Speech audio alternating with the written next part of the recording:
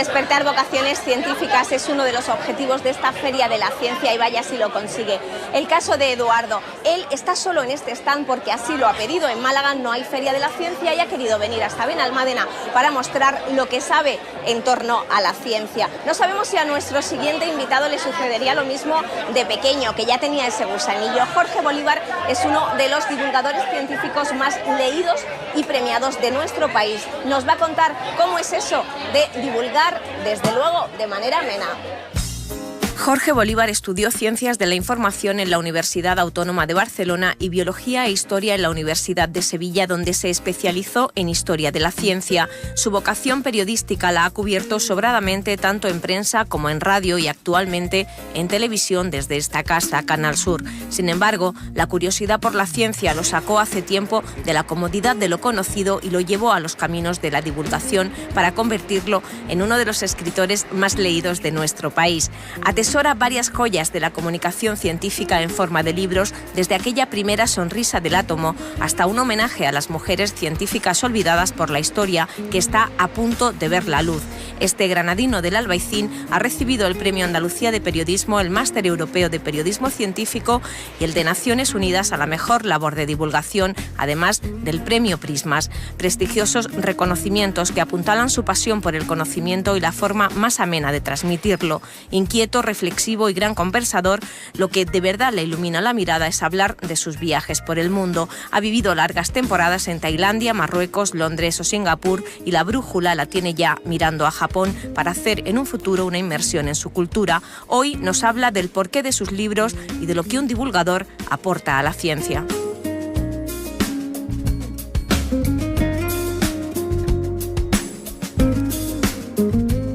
Jorge Bolívar, periodista, escritor, divulgador, compañero de esta casa de la RTVA y sobre todo una persona curiosa que un día decidió que su razón de ser profesional tenía que estar enfocada a explicarle a la gente de a pie, a la gente de la calle, lo que sobre ciencia se sabe hasta el momento. Gracias por estar aquí en Conciencia, bienvenido. Muchas gracias, estoy cambiado de sitio, normalmente yo suelo estar allí, pero es un placer, muchas gracias. Charlemos sobre cómo fue ese momento en el que decides dedicarte a la divulgación científica y te conviertes en uno de los escritores en este ámbito más leídos de nuestro país. ¿Cuándo un periodista que no hacía información científica decide sentarse a escribir su primer libro, Jorge? Bueno, esto es un proceso por dos vías.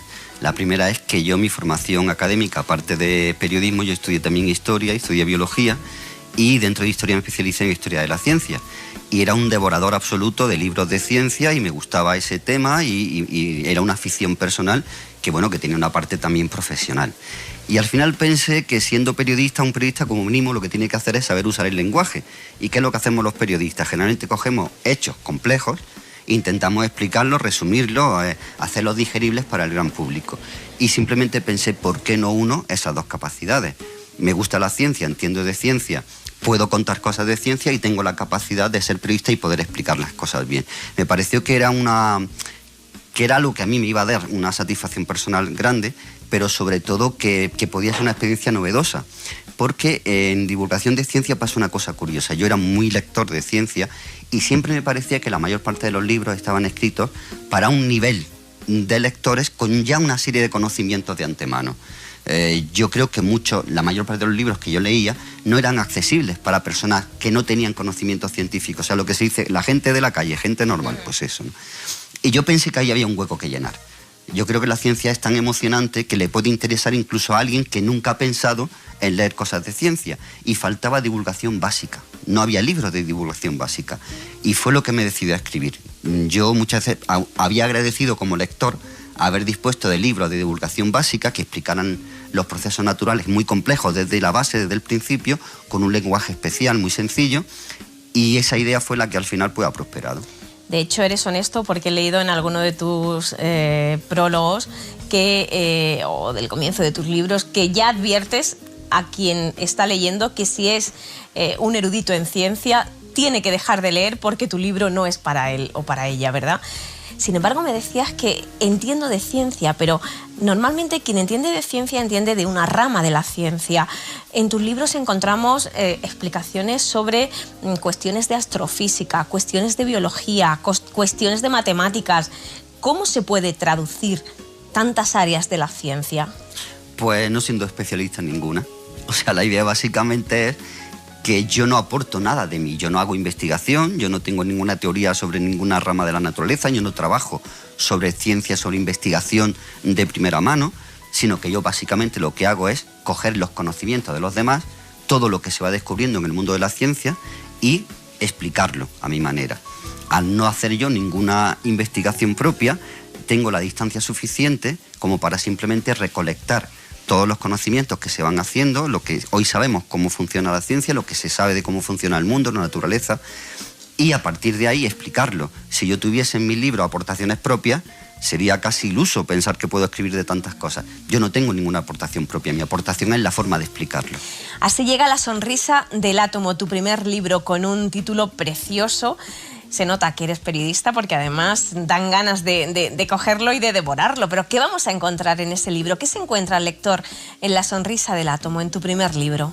Pues es el primer libro que escribí. Yo lo que intentaba era demostrar que la física actual, que el conocimiento del mundo del átomo, de cómo funcionan las estrellas, de cómo es el tiempo y el espacio, no es tan difícil en realidad como parece. Hay muchísima gente que le habla de mecánica cuántica, de física atómica, del Big Bang, de procesos estelares, y esas palabras suenan tan grandes que piensan que está absolutamente fuera de su alcance el poder entenderlas.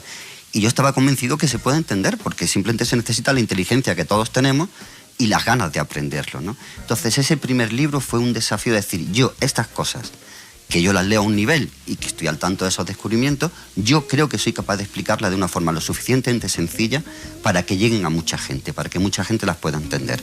Y ese fue el objetivo del libro, básicamente. Yo siempre pienso, cuando escribo un libro, y empecé con en esa filosofía, que lo pueda entender cualquier persona que tenga un mínimo de interés, incluso gente que no tenga estudios especializados en ese tema. Tu segundo libro, El huevo de dinosaurio, ¿tiene cierta continuidad con el primero o empiezas a explorar un ámbito nuevo, Jorge? No tiene ninguna continuidad. El huevo de dinosaurio, el primero trata sobre todos los descubrimientos de astrofísica y de física atómica, y el huevo de dinosaurio habla de biología, habla de evolución. Y a mí ese libro se me ocurrió de una forma curiosísima, es que iba en avión viajando entre dos países de Centroamérica y se me sentó al lado una señora. Y esta señora era una creacionista que pertenecía a una iglesia de esos países muy dura, que defendía la literalidad de la Biblia y este tipo de cosas así. Y el viaje duró 1 hora y media, pero fue horroroso porque estuvimos todo el rato discutiendo en el avión, ¿no? Y a mí se me ocurrió que quizá no estaría mal escribir un libro donde la naturaleza se explicase por sí misma, es decir, donde la vida, que al fin y al cabo ese libro es una historia de la vida, donde la vida se explicara ella sola. Y lo que hice fue muchísimo usar ejemplos de la vida cotidiana, intentar siempre traer al lector a la anécdota, traer al lector, llevar al conocimiento a través de la satisfacción de leer algo que es entretenido leerlo, ¿no? Y no tenía nada que ver con otro, la filosofía de fondo era la misma, la divulgación básica, pero partí de una idea distinta.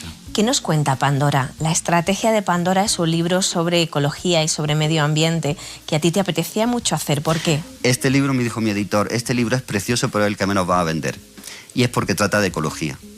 Con el tema de la ecología hay una dicotomía bastante triste, y es que nos afecta directamente a todos y sin embargo la gente no quiere saber realmente lo que ocurre, básicamente porque las malas noticias no nos gustan.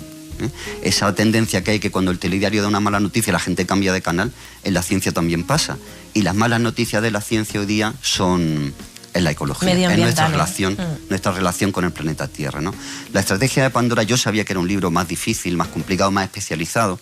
Entrevisté como a medio centenar de personas para hacer ese libro. Tampoco hay ninguna aportación mía, sino lo que hice fue también un libro muy periodístico. Lo que hice fue entrevistar a muchísima gente relacionada con el medio ambiente, desde directivos de petroleras hasta ecologistas radicales, pasando por científicos que habían estudiado campos muy concretos, por ejemplo el cambio climático o los transgénicos, y plasmar todas esas entrevistas en forma de libro, ¿no?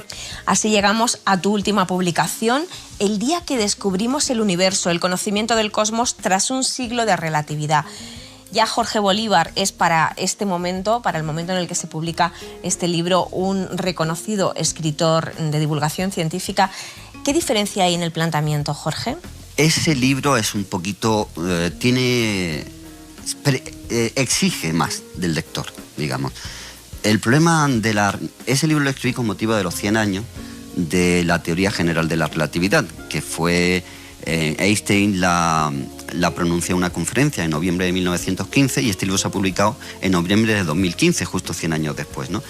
Y yo lo que quería era explicar la teoría de la relatividad de la forma más sencilla posible. Pero claro, la teoría de la relatividad está tan en contra de nuestros propios instintos, es decir, a cualquier persona que se le diga que el tiempo no existe, le parece completamente absurdo. El problema es que el mundo funciona de una forma en que nosotros no podemos percibirla. Claro, explicar eso en un libro es muy complicado. La mayor parte de la gente no entiende absolutamente nada de la teoría de la relatividad porque se niega a salir de su propia percepción de las cosas y ver cómo funciona el mundo. Y yo lo que pretendí con ese libro es decir, ya han pasado 100 años de esta teoría, quizás sea la teoría científica más comprobada de la historia de la humanidad, se le ha sometido a millones, literalmente, de pruebas y ha salido bien de todas, y yo intenté hacerla extensiva a la mayor parte de la gente. El libro se ha vendido muy bien, he tenido muy buen feedback muy buena respuesta de los lectores, pero sí es cierto que exige un poquito más de conocimiento, porque una teoría como esta supone ver el mundo de una forma tan absolutamente distinta como estamos acostumbrados a verlo, pero claro, también tiene otra cosa a cambio, es la belleza de cómo funciona la naturaleza, ¿no? Jorge Bolívar ha recibido el premio más importante en este sector, el premio Prisma. Eso conlleva una publicación que veremos muy pronto. ¿Nos puedes adelantar algo de ese libro que ya sabemos que es interesantísimo y que va enfocado a algo muy importante en cuanto a reivindicación? Pues es un libro que se llama Científicas.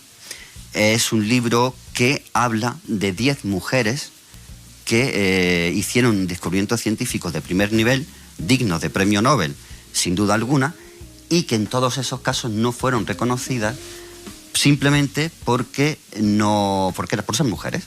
Es decir, cuando se habla de machismo, no es una palabra solamente que se pueda aplicar a los hechos cotidianos, sino que el machismo también supone una estructura de poder que ha persistido a lo largo de toda la historia. Hay machismo en los hechos cotidianos, pero el machismo real, la dominación del hombre sobre la mujer, es una cosa que viene de la historia. Y todos los centros de poder, pues por ejemplo los gobiernos, el ejército, la iglesia y la ciencia, que son los grandes centros de poder, siempre han estado vetados a las mujeres. En el caso concreto de este libro, lo que narra son la vida de 10 científicas que hicieron descubrimientos esenciales, y cuando digo esenciales digo muy, muy importantes para la historia de la humanidad, que nunca fueron reconocidas como tales. Y es un homenaje a muchas mujeres que se dedican a la ciencia, pero sobre todo es una forma de rendir cuentas con las falsedades que la historia de la ciencia también nos transmite. Casi nadie sabe, por ejemplo, que el ADN, la estructura de ADN, no la descubrieron los 2 hombres a los que le dieron el premio Nobel. Ellos le robaban por la noche los descubrimientos a una mujer. Qué curioso. Una señora llamada Rosalind Franklin era la que realmente descubrió cómo era el ADN. Y unos señores se metían por la noche en su despacho y les robaban todas sus investigaciones hasta que terminaron publicándolos ellos antes que ella. A ellos le dieron el premio Nobel, a ella no. ¿Pero tienes otro proyecto ya terminado? Casi. Sí, este espero que salga incluso antes. Este es un libro que sí que no tiene nada que ver con los otros porque es un libro de ciencia para niños de 7 a 11 años. ¿Y cómo ha sido el proceso? En realidad es un cuento donde a través de una aventura que atrae la atención de los niños, donde aparecen todos los ingredientes de la historia de aventura, que aparece un monstruo, que aparece una cueva, que aparece magia y que aparecen muchas cosas, en realidad lo que hace es un recorrido por la ciencia que conocemos hoy día.